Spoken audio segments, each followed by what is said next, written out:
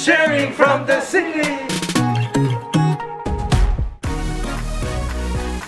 Bagong taon na Bagong buhay. Ang ating bayan. Tayo'y magsikap upang makamtan natin ang kasagana. Ikaw naman iniwan ko ngayon. Kala mo ikaw lang nang iiwan. Happy New Year po sa inyo lahat. Nandito na naman kami sa Sharing from the City to share good news and good vibes sa inyo lahat. Dito sa aming New Year episode. Yes! Happy New Year po, Father Ohoy! Happy New Year, Candy! Happy New Year po sa inyong lahat! Happy New Year! Nandito po kami sa deck na kung saan ay nakikita namin na kalmado ang mga tao, ngunit ay busy po sila. Di ba? Ngayong New Year, ano ba ang mga dapat nating tandaan pag New Year? Siguro, laging ginagawa ng mga tao, mayroon silang resolution, di ba? New Year's resolution. Ano mga dapat baguhin sa ating mga sarili para mag-grow naman tayo as a person? Tayo ba, Candy, may naisip ka ba na New Year's resolution? Mag-exercise pa more. Okay. Magandang resolution yan. Para maging laging masigla, laging healthy, di ba? Maganda yan. Sana kasi mga tao ngayon, parang marami na walang ng time for exercise. Laging busy lahat, nadigaga sa trabaho, mga obligasyon, nakakalimutan ng mag-exercise. Kailangan nating alagaan din ang ating mga sarili. At nagsisimula tayo ng pag-aalaga sa ating katawan. Tamang exercise, tamang pagkain. Yan po. At tamang tulog. Tama. Kailangan natin sa buhay natin yan. Ayan mo, sabi sa inyo, kinarinig ka na naman ako. Tamang pagkain, tamang tulog. Si Father, tinatama. Lagi ka bang puyat? Opo, Father. Trabaho mo kasi yan eh. Opo. Trabaho mo kasi yan. Ako rin, minsan natutulog ako usually pinakamaaga na 11 o'clock. Pero dati po kasi, Father, nasanay na ako ng 9 o'clock, tulog na ako eh. Dati? Sa pandemya. Oo, nung pandemic, Di ba po? Pero ngayon balik na naman sa dating gawin. Oo eh, parang, minsan naisip ko, bakit bumabalik na ako sa dati ko? Sandali lang, okay na ako ah. Ano nangyayari? Dati ko nasa trabaho, yung ganun po, di ba? Minsan di maiiwasan. Opo. Maiiwasan. Ako din, dahil nga nagpe-prepare ako ng mga lessons, ng mga sermons, ng mga sasabihin ko sa mga talks, kaya ginagabi din ko ng tulog most of the time. At saka, Father, isa sa mga gusto kong baguhin sa akin ay magbawas sa gadgets. Yes, totoo yan. Nakakasama din sa kalusugan yung gadgets na yan, di ba? Opo. Saka parang minsan wala ka nang magawa. Wala na. Dahil doon ka nakafocus sa gadgets. Wala ka nang magawang makabuluhan sa buhay. Opo. Tapos, minsan tuloy, hindi na ako nakakapagdasal kasi napapagod na ako kakaganon, nakakatulog ako. Totoo. Oo. Pero Father, may tawag doon.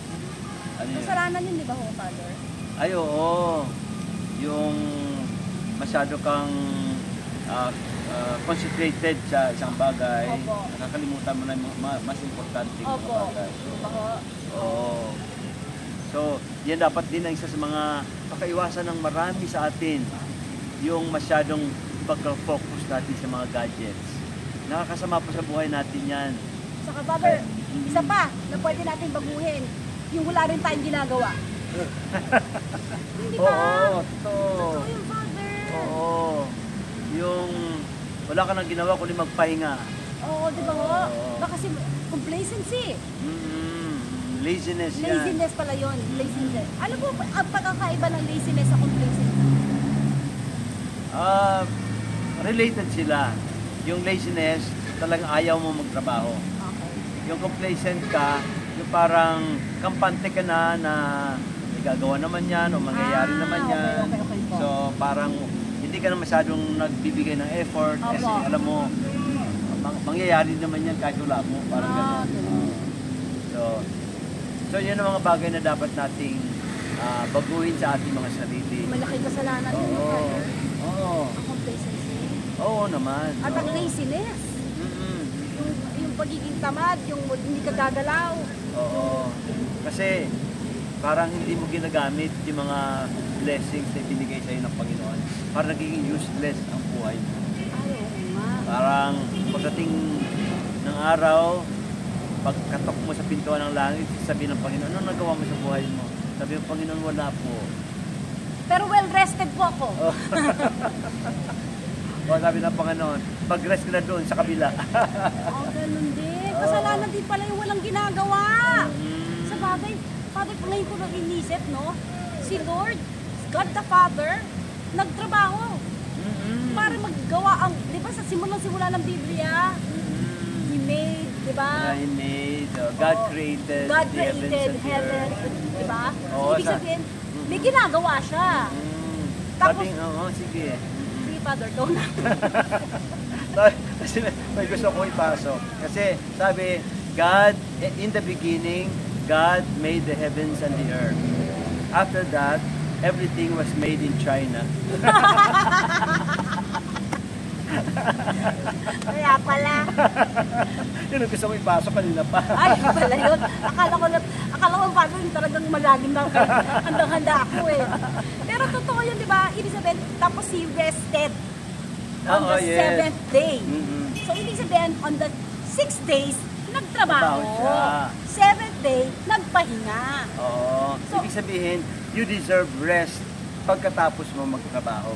Yes. Oo. Importante rin yung Father, Importante ang rest, napaka-importante yan. Importante rin yun. Ako, I make it a point na talaga magre-rest ako. Iano ko yung mind ko, yung heart ko, mag-exercise ako, pupunta ako sa bundok, tabing dagat, para mag-relax. Yan. O, importante rin po yung nakakapagpahinga tayo para nakakapagmuni-muni rin tayo, di ba? Nakakapagdarasal. Kaya yung gadget, minsan pag hindi kailangan, kasi Father, ako kailangan ko ng trabaho, pag hindi naman talaga kailangan, maanin nyo itabi. Give time to it, mga 30 minutes, kahit 3 times a day, mga ganun. Opo. Okay na yon para makagawa ka ng mas marami pang makabuluhang mga bagay. Tama. Marami kang ma-achieve sa buhay. Tama. Oo, kaya nga, yung mga magulang, dapat ingatan natin na yung mga anak natin hindi malulong sa gadgets. Minsan kasi mga magulang, bibigyan na lang gadgets sa mga bata para tahimik na wala na silang problema. So, yun parang umiiwas sila sa responsibilidad, kaya gadgets na lang. Hindi nila alam na in the end, makakasama sa mga anak nila.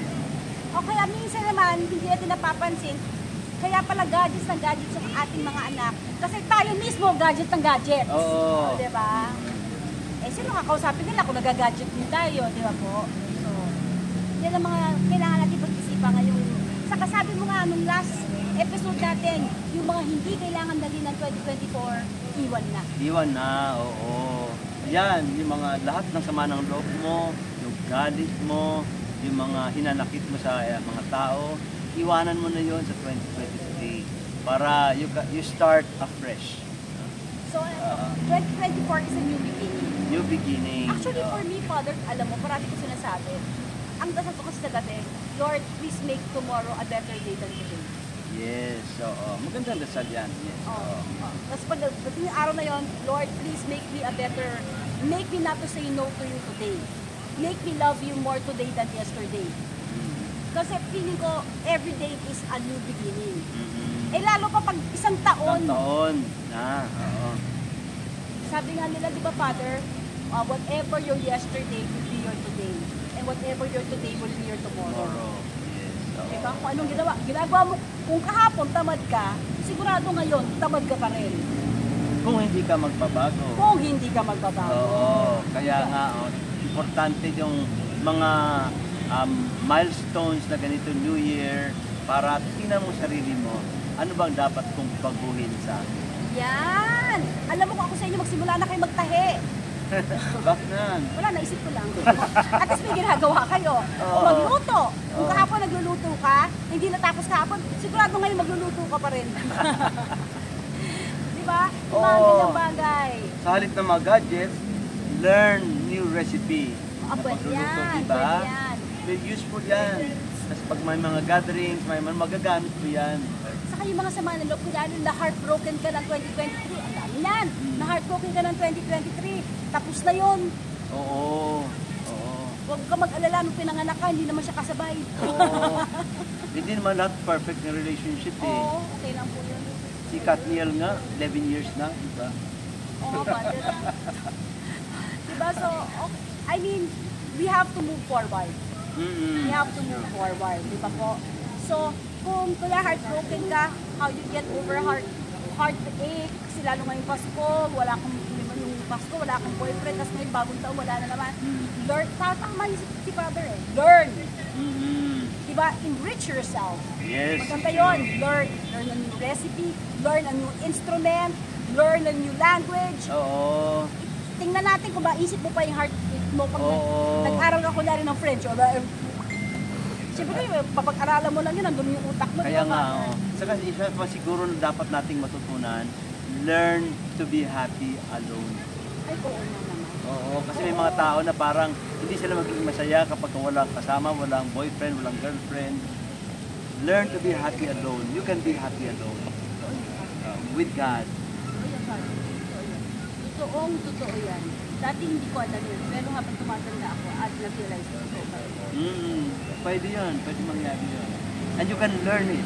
Yes. You can practice and learn it talaga. If you embrace it and willing ka. Diba, Father? Kailangan may willingness and openness eh. Willing ka to be alone. Willing ka to ask help from God. Pwede yun. At alam mo, if you learn to be happy alone, you will be a more joyful person even with people around you. Yes. Because you will always be a blessing. Totoo, oo. Hindi mo dadalhin sa kanila yung mga heartaches mo, yung mga loneliness mo, hindi mo dadalhin sa kanila kasi you're already happy. Kaya what you will bring to them is joy. Hindi ka pabigat, in other words. Kasi may mga tao parang, ang bigat na magkasama to. Hindi ka magiging pabigat kasi magkaan ka kasama. Kasi okay ka. Okay ka no matter what. So yan pwede nating matutunan yan. Yan. So we can start the new year by learning to be happy alone. Happy naman ako eh. Sino ba ito pinakikinggan ko? Pinariringgan ko? Baka naman, ako na naman yan eh. Happy naman ako eh. Happy naman ako. Tired lang, tired. Okay. So ano pa mga dapat nating baguhin? Yung madali kang magalit sa mga bagay-bagay, sa traffic, sa mga ugaling ng ibang mga tao, yung madali kang mainis, pwede ba rin baguhin yun? Oh, Father, alam mo, pag tumatanda ka, na-realize ko itong ngayon tumatanda ako, Father. Sobra ko na na-appreciate ang buntong hininga. Yung ibig na magalit kayo, bubuntong hininga mo na lang yun. True. Saka yung parang, magalit pa ako, may magbabago, wala naman. Totoo. Wala naman magbabago pag magalit ka, so, ayan mo na. Tapos parang palalaki mo pang problema. Kasi pag nagalit ka, mag-outburst ka, yung mga tao sa paligid mo, maapektuhan din. Magagalit din. So yung galit, parang apoy na binibigyan mo ng gas, lalong lumalaki. Oo. So, marami tayong dapat na iwan, baguhin sa ating mga sarili. Bago natin tingnan ng iba, doon muna tayo sa sarili natin. Sabi nga. Diba po? Okay. With that, we end this episode. At sana po ay marami na naman kayong napulot na good news and good vibes para sa ikasasaya at ikabubuti ng ating mga buhay. Maraming salamat po. Maraming salamat. We will end this episode with a prayer. Thank you.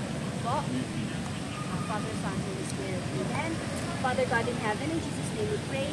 Offer, consecrate, dedicate, and totally surrender to you 2024. At sa lahat po nanonood ngayon, sa amin ngayon, may God ever bless you this 2024 abundantly in all areas of your life and heal us, all of us, Heavenly Father, in Jesus' name, in all areas of our lives, emotionally, physically, and most especially, Lord God, spiritually. Heal all of us, Lord God, and our families as well. May 2024 bring us pleasant surprises and may we learn to appreciate ourselves because of you. This is our prayer in Jesus' name. Amen. In the name of the Father, Son, and the Holy Spirit. Amen. Happy New Year, everyone. Happy New Year. Till next episode po.